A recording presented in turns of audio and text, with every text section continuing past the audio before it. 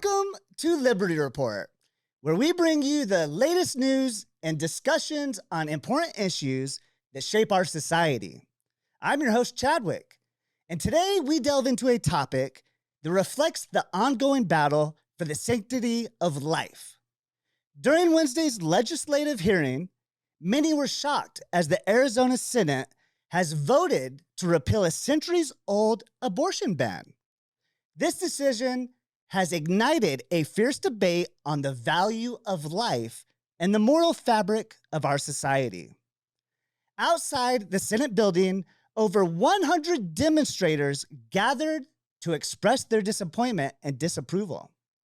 Their presence highlights the deep concern shared by individuals who recognize the intrinsic value of every human life. The repeal bill, House Bill 2677, managed to secure passage in the Senate with a narrow 16-14 majority. This controversial decision was aided by the support of two Republicans from swing districts, leading to further disappointment among those who believe lawmakers should be champions of life. Senate Democrats, along with Senators Shauna Bullock and TJ Shope, made the ill-fated choice to embrace this repeal bill. By doing so, they have shown a callous disregard for the unborn and have abandoned the fundamental principle that every life is worthy of protection. Once Governor Katie Hobbs signs this bill into law, it will take effect 90 days after the conclusion of the legislative session. This delay only prolongs the agony of those who believe in the sanctity of life, as it allows for a potential enforcement gap during which innocent lives may be lost.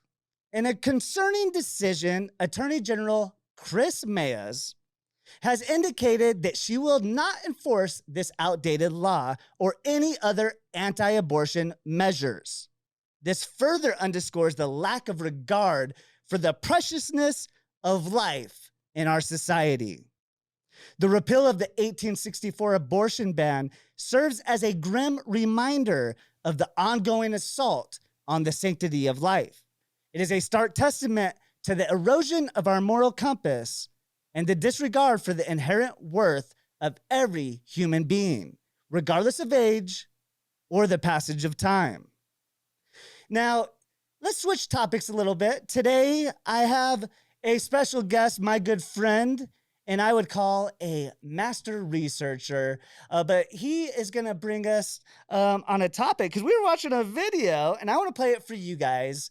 It's kind of sounding like a teenage Mean Girl, if you ever seen that movie, but we're going to take a look at our good old friend, Netanyahu. Should we call him a friend, Netanyahu? Let's go ahead and take a look at that right now. 80 years ago, in the Holocaust, the Jewish people were totally defenseless against those who sought our destruction. No nation came to our aid. Today, we again confront enemies bent on our destruction.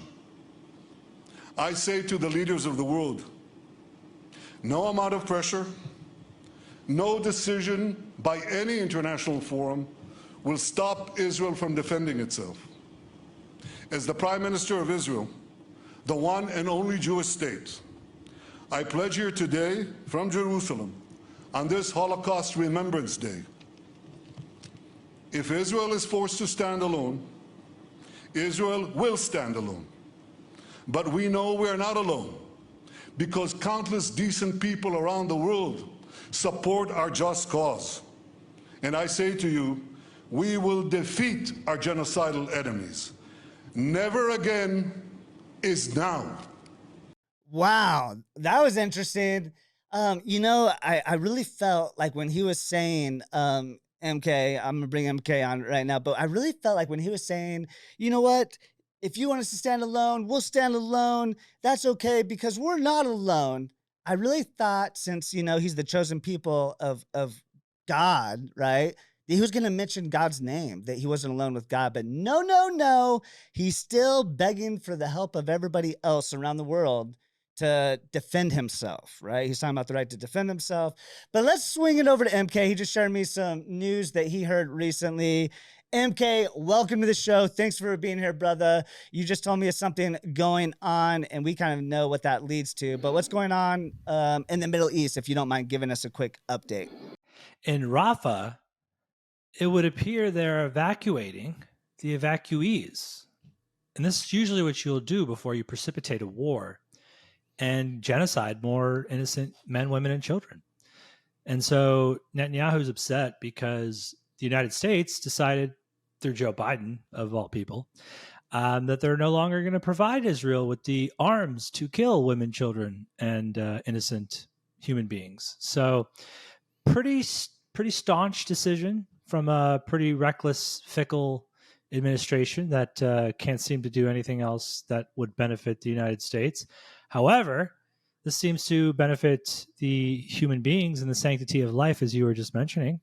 So this should spell out pretty well for people who are pro humanity, which there's not too many of those people. Unfortunately, right now, conservatives seem to think that all the protesters at these events are Antifa thugs, and that they should have no right to protest the fact that our government has the gall to drop bombs on them. Kind of something that I think more people should be concerned with. But I guess people in America don't really think beyond themselves and what they're focused on, and I think that's probably why there's probably a lot of pain coming. What do you think, Chadwick? Well, I agree with you, and I'm quite shocked. I think like the world should be on some of the things you said. Let's start off with the first part. You said that Netanyahu went on air crying that he's not going to be weaponized right now, that he doesn't have the weapons to kill innocent people anymore. And now he's upset about that. Is that initially kind of what you're saying? He's upset that he can no longer have the weapons provided to... so eloquently he said, right, that nobody is helping us. It's so awful, right? But I don't think it's that bad. I think I think you're just not getting your weapons to drop bombs on innocent women, children, and people. I think that Hamas even extended the offer to end the war, and of course that's just so appalling to the neocons and the warlords. I think Netanyahu's trying to extend his last little smidgen of life that he has. I think he's very scared. You can kind of tell. You can hear it in his voice. He's not. How dare you? Is kind of, what's that? I forget her name. So the second thing I wanted to ask you on, you say that, some of the protesters, may have come in and given them a bad look. Can you kind of touch a little bit more on what you mean by that? I think that they may have precipitated the same actions as the January 6th crowd. I do not believe that the protests that we saw over the last week were completely organic. I would venture to guess that even the campus children were overwhelmed, and I would venture to guess that they are not even really sure of the people that came in to protest, because that's usually how it works at public protest on campus. So I could easily see how, just like January 6th was a public protest for good people to protest a just cause, I could very easily see how some bad actors may have snuck their way into some of these universities in order to pass some legislation to chop out more of our constitutional rights. What do you think, Chadwick? Well, you make a good point. Like 1 second you see, a crowd dancing and singing, and it's a very peaceful thing. The next second, the next day you're seeing broken windows and brutal clashes going on. So I think you're onto something there. I think that's a very valid concern to point out and to question. Now, also in including that, it seems like the media might be running with this. We saw something just the other night, and this is very shocking. Warning to anybody who's about to see the following content, because at one of these college protests, MK, as you're aware of, there's a young Jewish woman that was violently stabbed in the eye. And it's quite appalling, quite shocking. Should we show them, MK? Yeah, it's pretty disturbing footage, ladies and gentlemen. What you're about to witness, very sad. Here it is.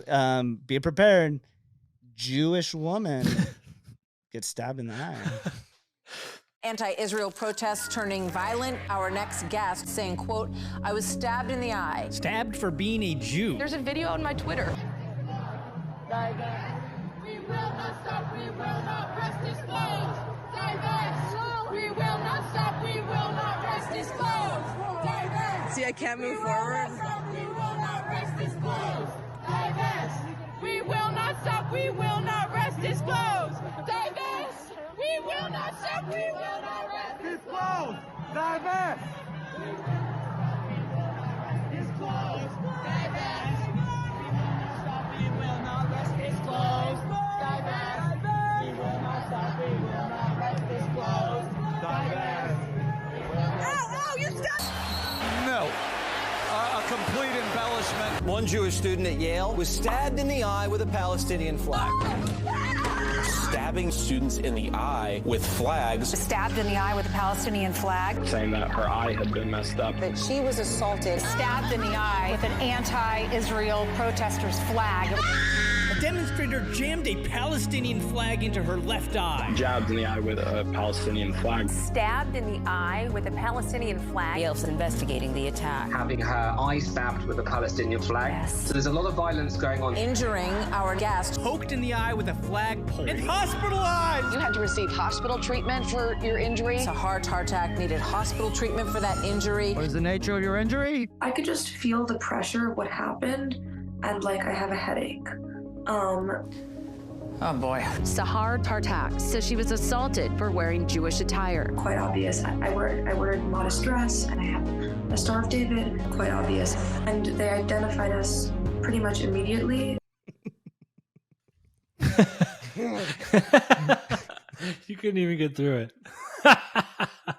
That's funny. Jewish woman. Then what happened? There's a video on my Twitter of students passing by me in a circle as they encircled me. In a circle as they encircled me. They started taunting me and giving me their middle finger. Oh my God! And they all, one after the other, taunted me. All, one after the other, taunted me. This close! Divest! This close! Divest! We will not rest. It was not just like one of them taunted me. No, They I hear all you. taunted me one after the other, waving things in my face, Yeah, and then okay, this let me- culminated in a physical assault. Okay. You have people getting stabbed in the eye. Stabbed in the eye! Jabbed in the eye with a Palestinian flag. So the FBI should be looking very closely at this. This is not some inert protest movement. It is menacing. A Jewish Yale University student says that she was attacked during an anti-Israel protest. Meanwhile, the IDF launched a deadly series of airstrikes. This doctor works efficiently to help the baby girl breathe, her lungs not yet fully developed. Her mother was 6 months pregnant when she was killed in an Israeli airstrike. At least 22 people, including 18 children, are dead after an Israeli strike on Rafah Saturday night. Israel has conducted daily air raids on the Gaza City, where most of the population has taken refuge. The first strike killed a 3-year-old and their parents. The second strike killed 2 women and 17 children. At Yale University, a student says a protester attacked her. Again, a student assaulted me by jabbing me in the eye. Oh my goodness. These protests are crafted to create incidents of violence. A girl was stabbed in the eye! Put down the protests! They create an environment of violence. Environments of violence and assault for Jewish students. One Jewish student says that the rally actually led her to being assaulted. The students running these rallies caused the other 500 people in the rally to behave towards me with hostility and violence. They taunted me and waved their middle finger in my face. Violence. And they throw up peace signs. Peace. It seems quite traumatizing. And the rallies are conducive to violence. It's all about violence. It's all about having a student assault another student. A Jewish girl was stabbed in the eye with a Palestinian flag. A kid stabbed in the eye, stabbed in the eye, stabbed in the eye.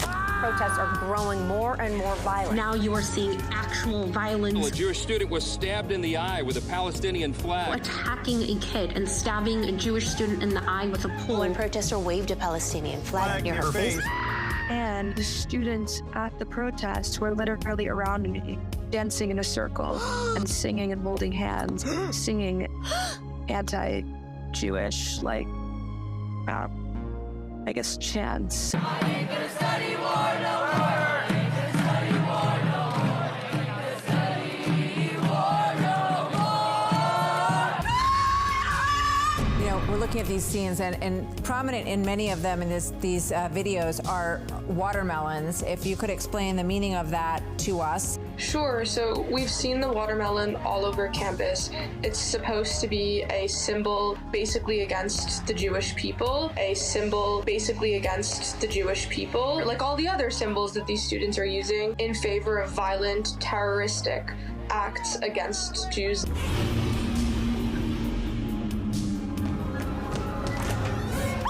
Like, this is it's really painful to realize that your peers have joined the Nazi party. Nazis. These rallies are guided by terrorists across the sea. That's where they're getting a lot of their methods. Terrorists, that's where they're getting a lot of their methods. Some of them also laughed at me. Horror. Thank you for your bravery. I can't imagine the fear, the evil that you have seen. How are you holding up today? Thank God I got really lucky that the end of the student's flag was not sharp, and so it was a blunt force injury. What is the nature of your injury? I could just feel the pressure of what happened, and like I have a headache. I have a headache. What kind of league are we becoming? Ms. Tartak, thank you very much for your bravery. Thank you, particularly Ms. Tartak, for being here to share your story. I can't imagine being an undergraduate student and displaying the courage you're showing. I want to thank each and every one of you, and particularly Ms. Tartak, thank you. It's very exciting to see our young people standing up and doing the right things. And I've made a serious effort to receive direct protection from the university and have an escort on a regular basis, because I have seen hundreds of students organize to call for the genocide of me. The genocide of me. I'm coming directly to you for ask a quick favor. You, Matt. You're making my fall off. Man, great job, Matt. He goes by the name Orf. Wonderful job. So call him Matto, because I don't want to butcher his name. Matt Orphalia. Matt Orphalia. All right, okay. Well, there it is. That's the Jewish woman getting stabbed by the eye. And as you can tell, the media, as we like to call the Mockingbird media, we got a good taste of it right there, giving you a good dose of that Mockingbird media. MK, what's your take on this, bro? Bunch of babies. That's my take.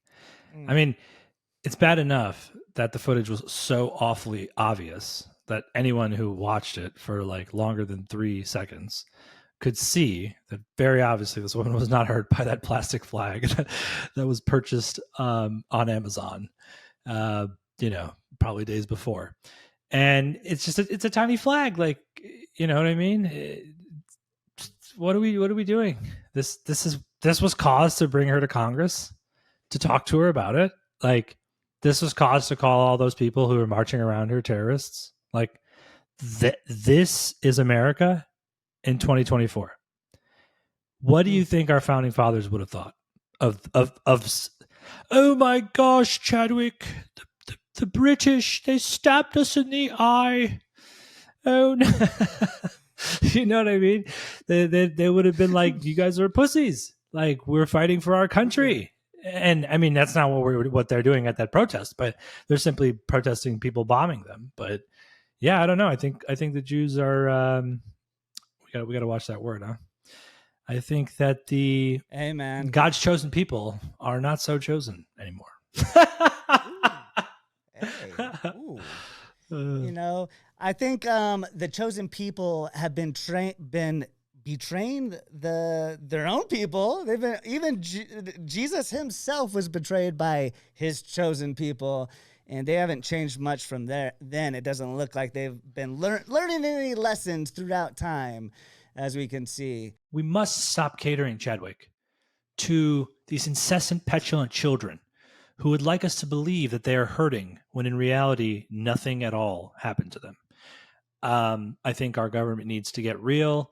I think we need to refresh, revamp, and redo a lot of what is happening around us. I don't think our government has any idea what we're spending money on.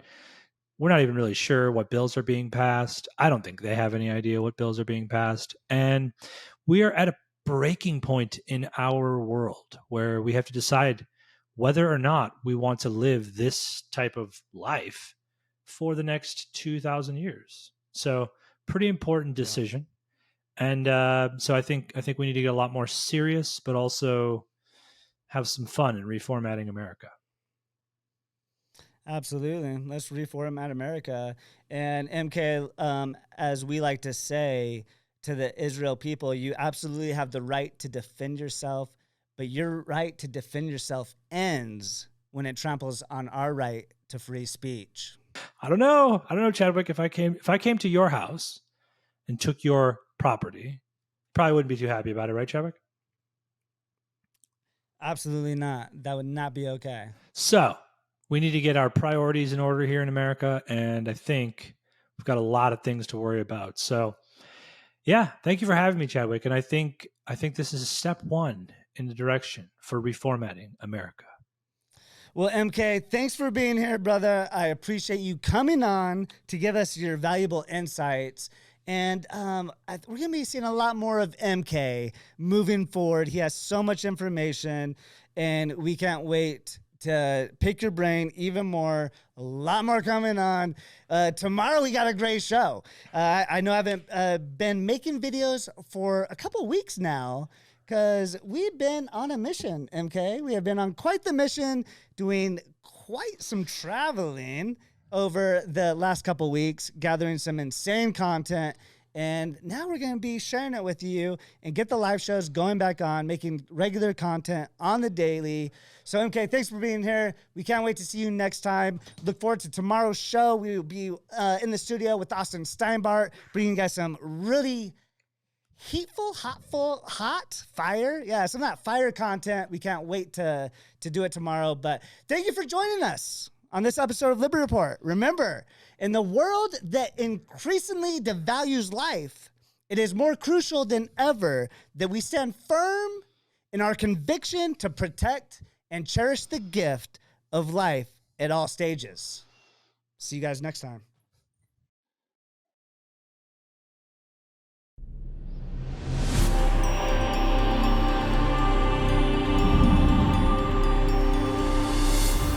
Jewish woman gets stabbed in the eye.